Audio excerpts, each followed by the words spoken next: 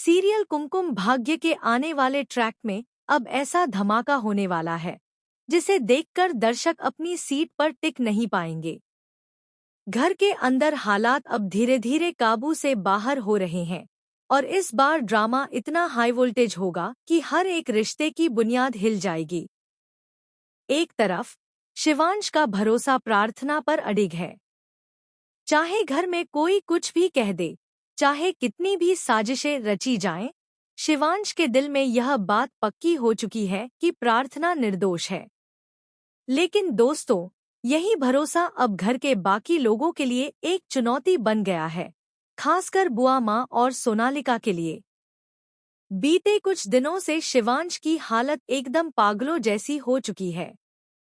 वह घर में इधर-उधर घूमता रहता है, हर वक्त प्रार्थना का नाम लेता है, उसकी खैरियत पूछता है और किसी की भी बात सुनने को तैयार नहीं है। न किसी की इज्जत, न किसी का डर, बस एक ही जुनून, प्रार्थना को किसी भी कीमत पर अपने साथ रखना। यह देखकर बुआ माँ के तो होश उड़ जाते हैं।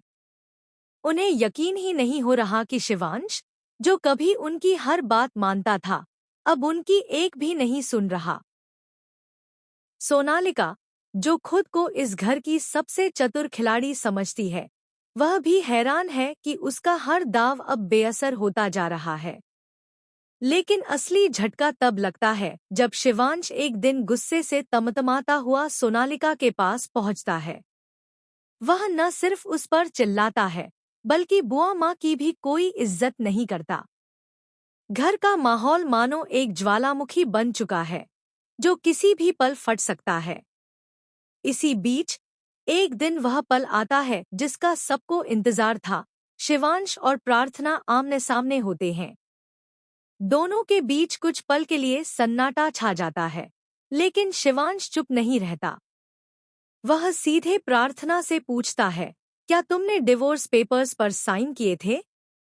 प्रार्थना का चेहरा जैसे जम सा जाता है। उसकी आंखों में एक अजीब सी बेचैनी है और होंठ जैसे कुछ कहने के लिए खुलते हैं।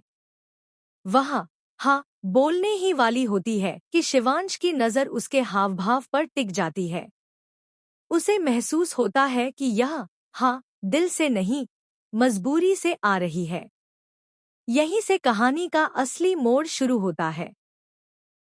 धीरे धीरे खुलासा होता है कि प्रार्थना को यह यकीन हो गया है कि उसके साथ रहने से शिवांश की जान पर खतरा मंडराता है।